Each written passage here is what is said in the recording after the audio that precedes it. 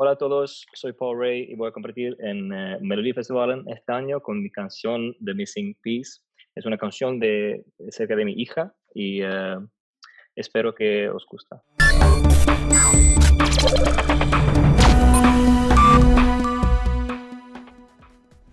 Hello everyone, welcome to Los Replicantes. I'm back again.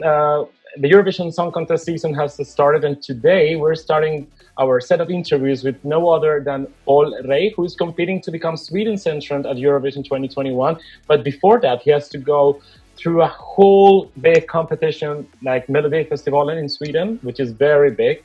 Paul, it's been an extremely difficult year for everyone, particularly for music. Welcome to Los Replicantes. How are you? Thank you so much. I'm good. I'm really excited for Melodifestivalen to have started again, and it's really exciting. Like, it's really starting to become more and more like reality for me. That no, it's all happening on Saturday, so I'm excited. Melodifestivalen is starting on Saturday. You said so, but you are in a whole crazy bubble right now. Just released your third EP, Not to Hair, and you're just being a dad. So congratulations on that as well. Thank you so much. Thank you, baby. Yeah, exactly. Yeah, and this song, The Missing Piece, is I think some way dedicated to her. So as the rest of the album is. Yes. Tell us more about the contribution, because I think it's not easy. I mean, when you plan yourself, how am I going to approach this Melodifestivalen experience once again? How was it deciding that you're going to be talking about your daughter? Well, for me, I wrote a lot of songs during the summer that was about the feelings of becoming a father, because it's my first child, and there's a lot of emotions. So I really needed to write myself all the emotions, because that's kind of how I cope with whatever I'm going through in life. And just as Talking in My Sleep was personal for me last year, it was about the times where me and my wife had to have long distance relationship because of me doing music and living in the States for a while and stuff like that. Just as personal is this song for me now this year, with it being dedicated to my daughter. So it's really intimate, and I really hope you already seen a little bit of the performance, but I really hope that the performance can communicate those feelings of warmth, love, and just loveliness. Yeah, I think it's so that, I mean, we just watched a few minutes ago, the media could watch the performance, and we've seen, we can relate to it. I think it's very warm. It's closer to the audience than Talking in My Sleep was, even though if it was like this huge, especially this huge. Because this frame, I mean, specifically this shot, I think is like the big shot of Melodifestivalen in 2020. I think it was like the best one for me. And I don't know, the whole situation, by watching this thing, it was the last show to be gathering a lot of people in the same place before the pandemic came to our lives. How have you struggled with that? Because it's not easy to step on a stage where you're having no audience at all in front of you before.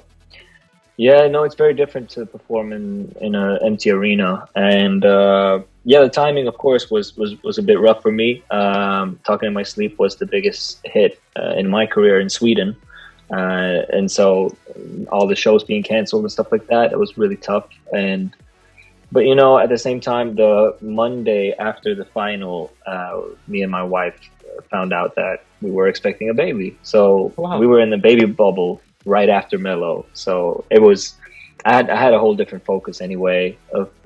So 2020 has been really productive anyway for me. I tried to focus on the positives instead of just thinking about the pandemic. So actually, your daughter, as we were telling before, has been like this, has been guiding you through like the story of Paul Rey in 2020 and now in 2021. But I want to know, actually, how do you find the balance? Because you're having a baby, you're writing music, you're going to the studio, you are filming, everything is kind of a mess given the situation. Because, like, I don't know in Sweden, but in Spain, for example, it's not that easy to deal with all this stuff at the same time. And music is suffering. Yeah, of course. I'm actually also studying, so it's a lot at the same time. Yeah, I'm getting a master's in international branding and marketing. So It's a lot. It's a lot. But during 2020, I did the bachelor's degree. So I've always had a lot of things to focus on at the same time. And now that everything is online, and I work and do a lot of music on my own in my own studio, so I still get to be productive. It's just all about scheduling for me and try to be as structured as possible every day. And now I try to just be effective as well, so that I have more time with my family. I actually wanted to ask you as well, because being with the family now is very important, but how important is it to be a songwriter to enter Melo? With this situation, I mean, like you have to write your own songs, you have to spend time with the other composers, as in your case with Laurel Barker and Fredrik Sonnefors, and some others didn't because they wrote the song themselves, or they just have to spend more time with more people. Is it easier to be a songwriter while entering Melo, or is it more simple? No, it's I've always written my own songs, so for me it's always been very natural to be a part of the songwriter team, and sometimes even write the songs and produce them all by myself. So I don't know. Yeah, it's a bit. I try to write the song just the same, whether it's Melo, whether it's for my EP, whether it's for a single that I'm releasing. I just try to approach it as personal as I can every time. So for me, that's always been my experience. Because you've always been very personal and intimate in your songs, but then at the same time, I think you're always aiming to reach higher levels and reach the people, which is like to deliver your message to people, to understand what your feelings are, what you're going through, and everything.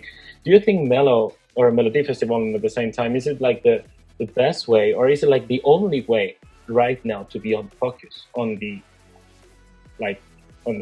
midpoint where everyone can see you in Sweden? I think it's definitely the best way. I don't think it's the only way, but given the fact that a lot of people nowadays in Sweden are watching more and more television because of the pandemic, and the fact that this is a live show and that it goes on for 6 weeks, I think a lot of people are going to tune in. So it's definitely going to be a good way to communicate yourself and show yourself as an artist. But no, it's not the only way. You can always do live concerts on your own. You can do live streams and stuff like that on your own. So as long as you're creative and you think of new ways to communicate yourself out to others, then go for it. Was it easy to approach it once you received the proposal to enter the competition again? How did it go? I mean, how did it come up? Because I don't know. I pretty much thought that The Missing Piece was the strongest song that I had. And like I said, I think that Melodifestivalen is pretty much the best way in Sweden to showcase one song, 3 minutes of music. So to me, I just felt like, hey, if this has a chance to be in the competition, then great. So I applied with it and they liked it, and I got accepted, and here I am. So I'm really happy to be here. You also, during 2020, you also had The Richest Man Alive and Mistakes. Those two releases were talking about Paul Rey at that specific moment in time? Or were they speaking overall? I mean, because Mistakes was not included in the EP in the end. No, exactly. Mistakes is not a specific thing or anything. It's more like of a general view of relationships, where it's not only the good times that you want to remember and that you want to experience with your partner, it's also the bad times and learning from mistakes. That's also a part of being in a relationship. And that was about longing for the bad things in a relationship, not just the good things. So Mistakes didn't really fit the EP in that way, because it wasn't as specific as Richest Man Alive. It was also for my daughter and how she makes me feel like the richest man alive, just having her. So that became the lead single for the EP, and then the rest of the EP kind of followed in that world. So how did you come up with the idea of the storyline, or like the main topic of the EP is talking about your daughter in this specific point, or the fact of being a dad, or how did you approach your release? Because you wanted to do a release after Talking in My Sleep. Yeah. No, exactly. So we first wrote Mistakes and did that in April, I think, and released that in June. or was it even later? During the summer, I released it during the summer, and then afterwards, we just felt like, me knowing that I was about to be a parent, I was just like, I really need to do these songs, produce these songs, write these songs, because I have a lot of stuff that I want to communicate. And then that made sense to just become first a lead single and then a whole EP, and then actually kind of becoming like the four. Kind of like a build up for Melodifestivalen for the missing piece. Did you actually have any other songs in mind to enter Melo? I had two other ones that I also thought was really strong, but I always knew this was the one, and then it became the one as well. So yeah. Okay. Now we're talking about your performances again. I mean, because the rehearsals are in full swing at the moment. You've got like, I think it's 55 cuts in your performance, which is like quite a lot. I don't know if it's more or less than Talking in My Sleep, but by watching the performance, you never get to see that it's all happening really fast, because you're moving from one piece. I don't want to say too much about it, but right. But it's all said to the media, like the hanging micro and everything. Is it going fast for you as well? Those 3 minutes on stage? Yeah, it's going fast, and there's a lot of stuff to think about, and there's a lot of stuff to keep in mind. And I can say, yes, that there's like 2 microphones, and I'm singing into 2 different microphones. So there's a lot of stuff that I haven't done before on a performance stage. So it's going fast, but I think it looks really cool. Is it more challenging than this one for you? Yes, definitely. And by having worked with Sasha Jean-Baptiste and Lotta and Lotta Furabak, yeah. How was it like working with them? Because they are very strong when it comes to directing and creative, stagings and everything. How do you like cope with the ideas that they have, the ideas that you have, and especially this year that the stage is very technological, it's very like modern, and I don't know, how was it working with them? It's always a really great time working with them. That we have similar vision and we have similar taste all the time. So the numbers are always the same thing. We're talking about sleep. The same with this year with the missing piece. Like it becomes really solid. Really, yes, it nails the song. So this year, I had the idea of having. Well, yeah, I can't say that much actually. I had an initial idea, and then they built on that idea, which became the number as it is today. I can't say more than that, I think, at this moment. It's always very difficult to communicate what is all happening beforehand, because in Melo, you are playing with the surprise factor. It's always there, the surprise for the audience, which is a very familiar show. And then you're having like you have this key that you key for yourself. And I actually was going to ask you that you, after coming 6th in the competition last year as well, I don't know if there was a need to come back after that. I mean, because you said it's the biggest show in Sweden. It's not the only one, but one of the best options to showcase yourself. Because in Spain it's very different. If an artist does Eurovision usually, or something related to it, and doesn't get to, it's very strange that they want to come back again. How does it work? How does it work in Sweden? Because if you're big or if you're known, you don't really get to show yourself on the big stage again.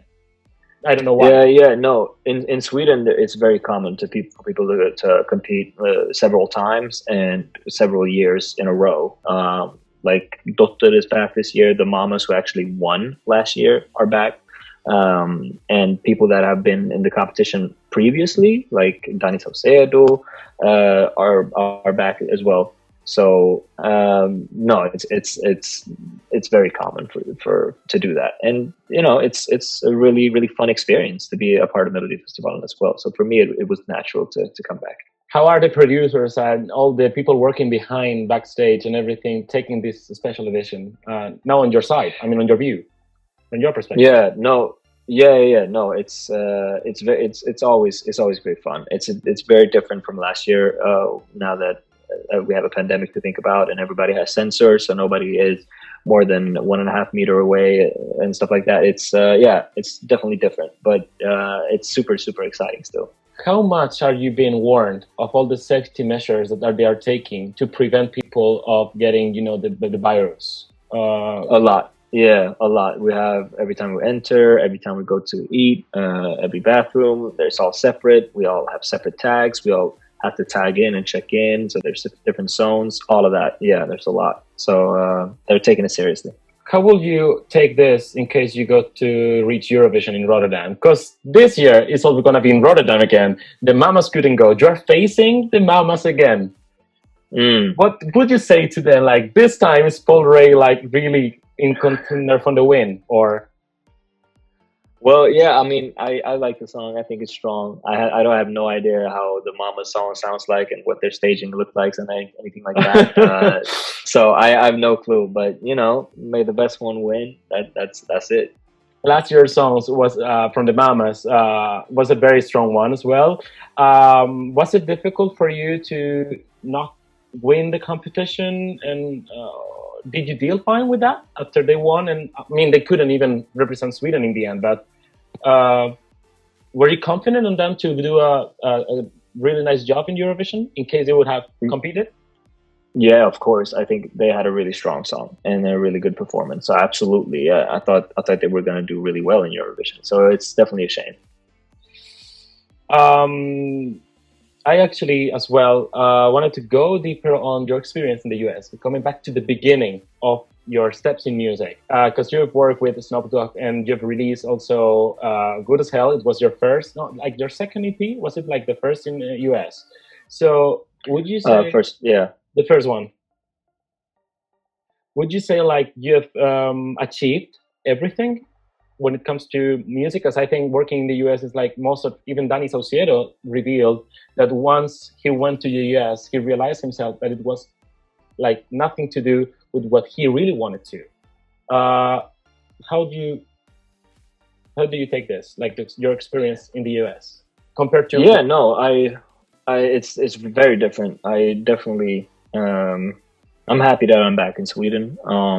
It's nice to have family and friends close to you, and to be able to combine work with that and not just be alone in the States. So it fits better for me to be based out of Sweden, definitely. But no, I wouldn't say that I've done everything in my music career that I've dreamt of, or you always try to aim high and strive to achieve everything. So, but I'm really proud of my career. I'm really happy to be where I'm at, and but there's always more and new goals to achieve. I wanted to ask you, which are the goals that Paul Rey have in mind at this point, in both personally and music, actually? Yeah, so you know, getting a family, starting a family, that was definitely a top goal, and I'm really happy that we have our daughter now. And well, just, you know, a full-length album. I'm really looking forward to that. That's going to be fun to release and to write and produce and all that stuff. Are you involved in that at the moment as well? Yeah, not at this moment, but hopefully during the summer I'll start writing on the album. So it's going to be exciting. Mm-hmm. And wouldn't you win Melodifestivalen this year?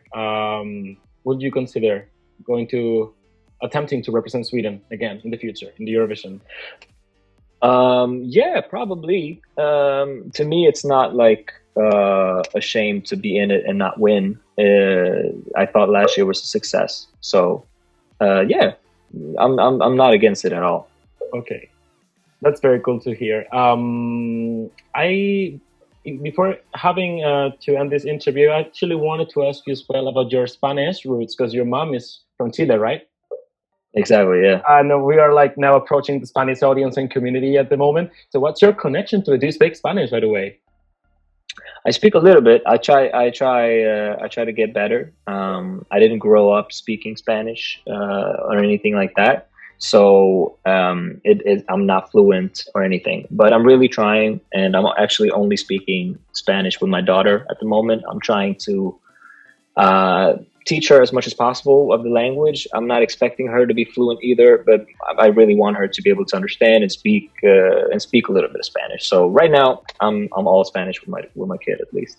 That's very nice, because I actually didn't ask you, like, should we do the interview in Spanish? It naturally didn't count, because when you get to meet people from, I don't know, Sweden or something, there's not, and I mean, I've been told that people in Sweden learn Spanish quite a lot, but I don't know if you were actually keen to doing it, but it's fine. Like, yeah, no, I actually think you might be better at Swedish than I'm at Spanish. So I don't think so. I don't know. So from my side, it would not be the same. You wouldn't get the same kind of full responses from my side. So I think it's better that we kept it in English. Yeah. Okay, cool.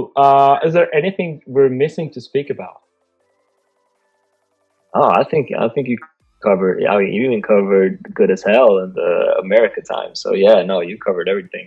Wanted to do it. I mean, I think it's a new beginning. Hope to meet you again, quite again, pretty soon in the upcoming maybe weeks, maybe days. I don't know what's gonna looking like.